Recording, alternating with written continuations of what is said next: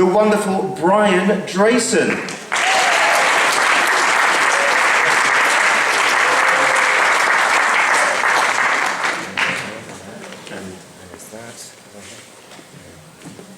He said, definitely do not press that button. You know which one I'm going to end up pressing.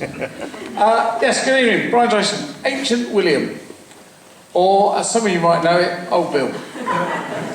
And the pen's to do with me, and I'll tell you that at the very end. So, here we go. I learnt from James Hardy, who did Who Jumped Up With Me back in August, not to assume anything. Because he did one about James Hunt. And the first question was, who's James Hunt? Which totally floored him. 25 hands went up when he said, well, who doesn't know who James Hunt is? So I'm going to ask you, who was born since... Who's been born since 1974? Who are the young people?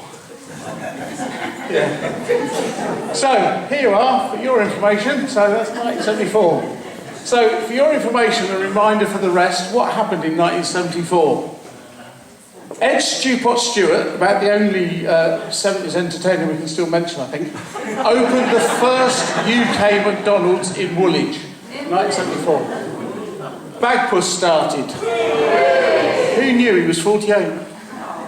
ABBA won Eurovision in Brighton with Waterloo in 74. Monty Python's Flying Circus stopped. It started in 68, stopped on the telly in 74.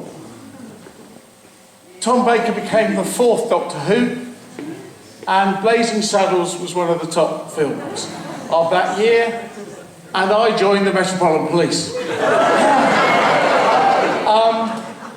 Round about my 19th birthday, I was going to say the comb-over disappeared once I met my wife, but looking tonight, I think it may be back, but there we go. So, training school, Hendon, Metropolitan Police. Those days, did 16 weeks there, 13 weeks out, learning then with somebody, and then you were left on your own.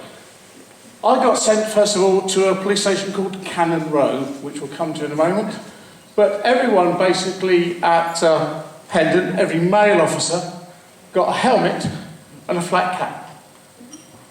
Unless you were going to Cannon Row, in which case you got two helmets, which was a subtle way of saying you're not going to get near a police car for ages and ages. Because Cannon Row takes in, or took in, because it's shut, Trafalgar Square, Buckingham Palace, 10 Downing Street, Westminster Abbey, House of Parliament. So the only job there was really tourism and walking. And protection posts. 12 protection posts. Officers had to stand on 24 hours a day, 365 days a year. 6 were just at number 10. 1 inside, 2 outside, 3 ran the outside. And 4 of them were one side of Parliament Square. Not the whole square. For 8 hours you got one side of it. You were allowed to meet your colleague and chat on that corner, but that was about it. Exciting times. As I say, full of tourists, you were never going to get anywhere. So, I came out just before Christmas, week before Christmas, 1974, from training school, and they gave me Christmas week off. So my first job in the Metropolitan Police, my first job was Trafalgar Square, New Year's Eve, 1974. I was one of an inspector, 2 sergeants, and 20 PCs whose job was to protect the Christmas tree.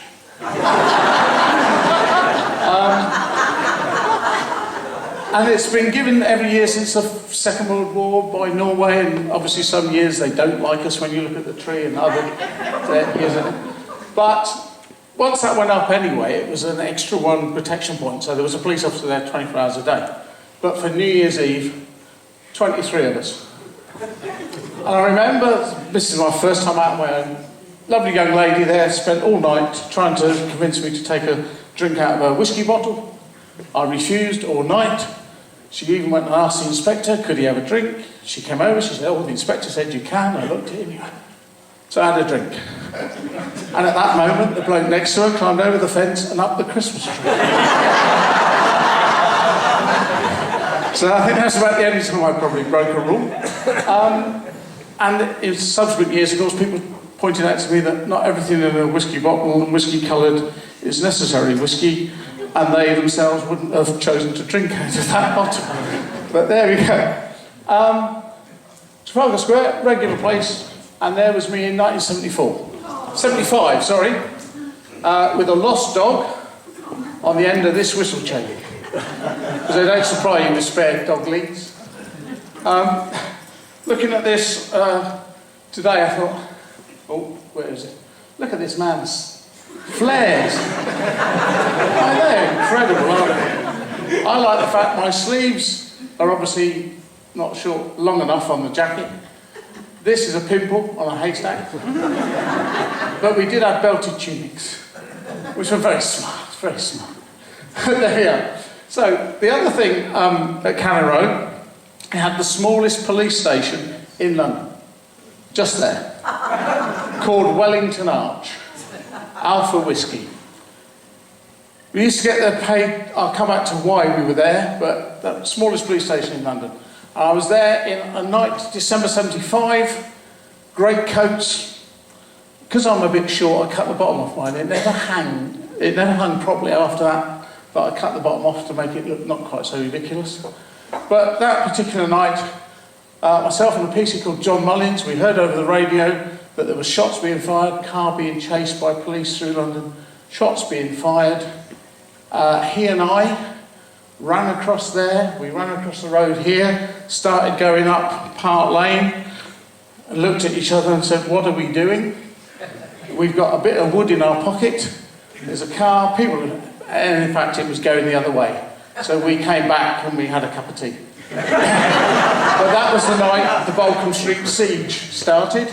For the younger ones amongst you, basically 4 IRA terrorists took 2 people hostage in a flat for 6 days before they gave up, and they were jailed and released in 1999 as part of the Good Friday Agreement. But yes, that was, and that was the commissioner at the time, Sir Robert Mark. I'll mention him a moment. So that was that one. Back to there. So we've got posted there basically because these a house on Covering 4 times a day, or twice a day, went to and from Buckingham Palace and Horse Guards Avenue, and they had to get across the traffic somehow. So we were there to stop the traffic for the horses. And there used to be a thing in the police then, and they can't find it for me at the moment, I've asked them, but there was in our big general orders of how we should operate, there was a paragraph called How to Stop a Runaway Horse. And it started with, and every officer read this, you stop a runaway horse by running in the same direction as the horse.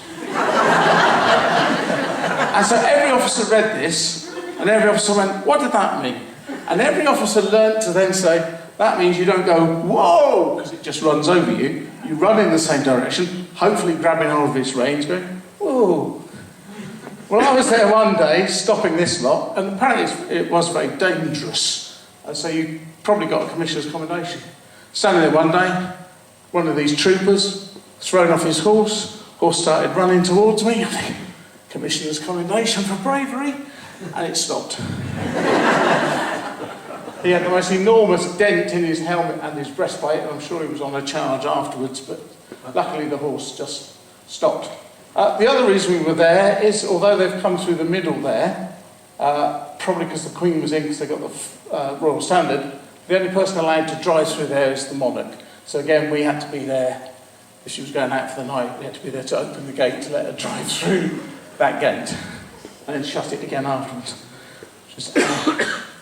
Anyway, remember I said about the 2 helmets? Well, I did eventually get a flat cap.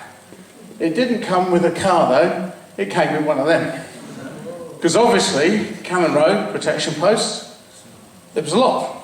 So suddenly, I didn't have to always do protection posts 4 to 12, I could do 1, 2 and 3, which was on the front door of Downing Street. So that's me, 1978. A tourist took a Polaroid and sent a child out and said, Mum, I said, would you like this? And I've still got it. In those days, you were allowed to stand on the doorstep. You could actually walk up Downing Street anyway. Now you can't get anywhere near it. But yes, so inside was an officer with a gun, and there were two of us outside with a gun as well. In those days, though, you never showed them. It's in my pocket in a chamois leather holster. So, having proved that I was good at standing still on protection posts, and I could stand still with a gun on a protection post, I then got moved to the diplomatic protection group. So I got to stand on the German embassy, Ted Heath's house, Margaret Thatcher's house, and the Turkish embassy. In those years, sort of the Turkish embassy this was about the only country where the Turkish ambassador had never been shot. So I never used to stand where he was. Whenever the ambassador was coming in and out, I would stand here, this side of the road, with the hand, believe it or not, with my hand on the butt of the gun, waiting for something, dreading it would happen. Never did, I'm glad to say. Ted Heath's house, great for learning for promotion. I did most of my studying for promotion to sergeant while walking up and down that street. There was a lady who lived opposite, a Dutch lady, who had this thing called, is it cappuccino? Because in 1975 and 6 you'd never heard of, it was either black, white or milky. But she heard every day, she brought out a cup of coffee to the policeman on Ted Heath's. And there was a house 2 doors up from her, owned by the American embassy, and whoever got given that house got the job of also putting a flask of coffee on the doorstep every night when they went to bed for the policeman opposite. I think they managed to get a reduction on some of their insurance premiums because there was a policeman walking up and down the street all day. Luckily, well, it did include the Iranian embassy, but luckily not on that day. I was on my motorcycle, of course. So I missed that excitement. They did horrible coffee. We used to go down there and drink coffee in the morning, and if that's when they timed their attack, that would have been quite easy to go in. But yeah, I'm quite glad I missed that. Yes, where am I? Oh, I'm going to get a bit premature for you here, Tim, you'll be glad. So, explain the pens. Parliament Square. Those traffic lights there, after I'd done my training school and learning beats and being shown what to do and I'm out on my own, my first ever reporting a motorist for an offence. I stood on the square and this man went through those red lights. Great. Oh, because he's gone. He's gone. But then I watched him drive all around the square and come back. Happiness. He was obviously a tourist, lost. And nowadays I wouldn't be such an a-hole. But I stopped him. About time I reported him for this offence. Something happened then that has scarred me for life. And I'm so glad we didn't have mobile phones before then. I had to borrow a pen from the motorist I was reporting for the offence. And he said yes. And he lent me the pen. And ever since, I have never been without a pen in my pocket. Normally 2 or 3, in coats, in pockets, in jackets. It has... So have that pen on me. I don't often have paper, but I always have a pen. I don't know what happened to him in court. But, and then just because I love it, my favourite picture, been in Bexhill 5 years, came from South London, like everyone. Yeah, South London. Over the Pole Grove, in Bexhill, I just love that cloud that looks like England. United Kingdom. I just love that picture. But there we are. Thank you very much.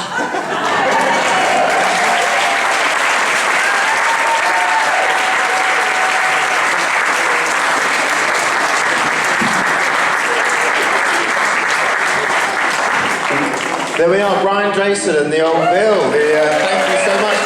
Thank you so much, Brian.